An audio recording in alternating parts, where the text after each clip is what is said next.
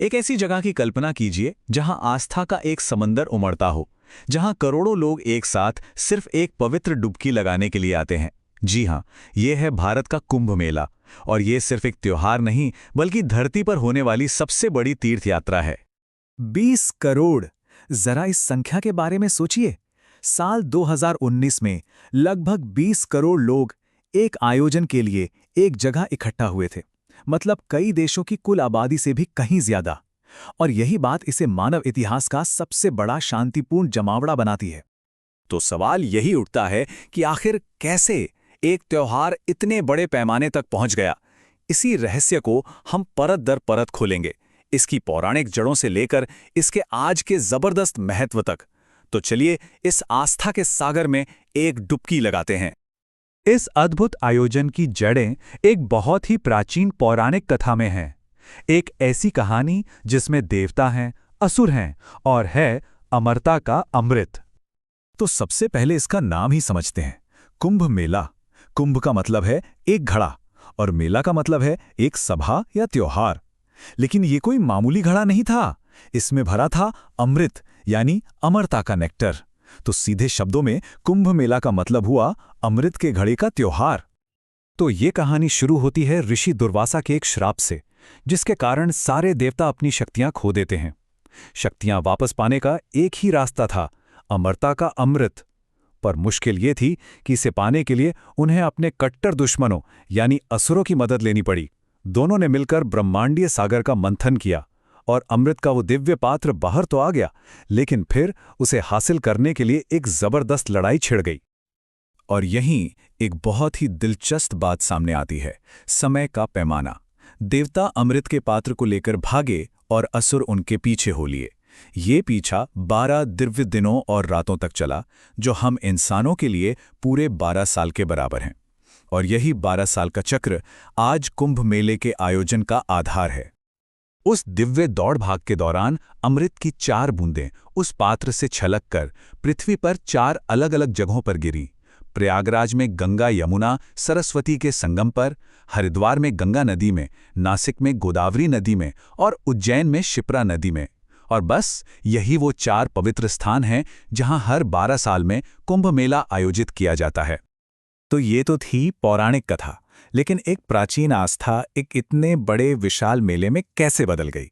चलिए अब इसके ऐतिहासिक सफर पर एक नजर डालते हैं और देखते हैं कि ये समय के साथ कैसे विकसित हुआ। ये जानकर शायद थोड़ी हैरानी हो कि कुंभ मेला नाम ऐतिहासिक ग्रंथों में काफी बाद में आया।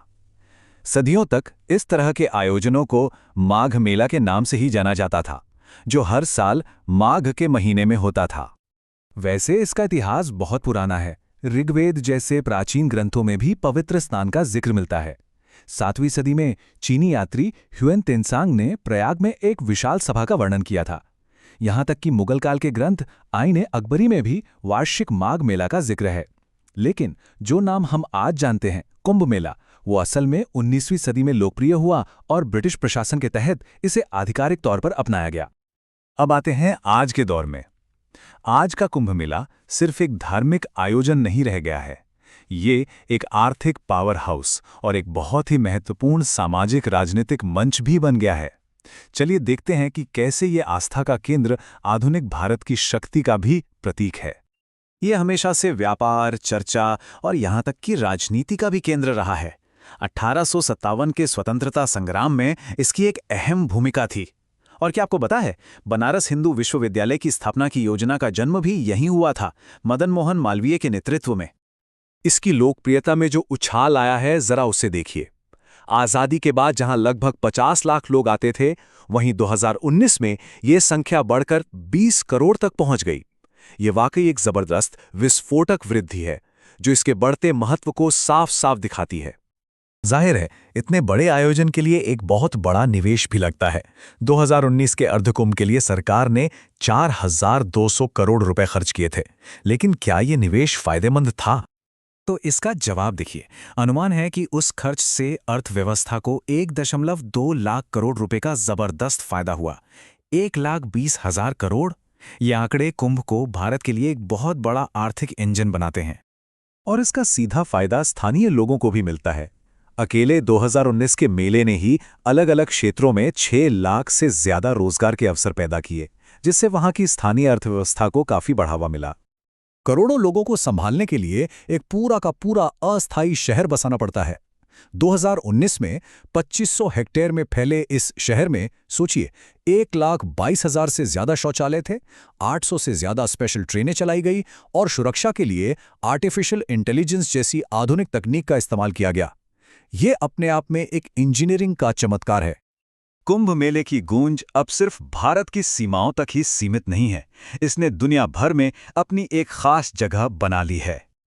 इसकी वैश्विक अहमियत को स्वीकार करते हुए यूनेस्को ने कुंभ मेले को मानवता की अमूर्त सांस्कृतिक विरासत यानी intangible cultural heritage of humanity की अपने प्रतिष्ठित सूची में शामिल किया है।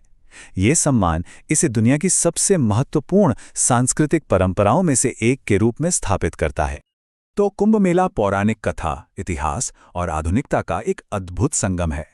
यह हमें दिखाता है कि कैसे एक प्राचीन परंपरा समय के साथ विकसित हो सकती है। पर सोचने वाली बात यह है कि जैसे जैसे दुनिया बदल रही है, भविष्य में इस प्राचीन परंपरा का स्वरूप क्या होगा? आने वाली पीढ़ियां इस विरासत को कैसे आगे बढ़ाएंगी?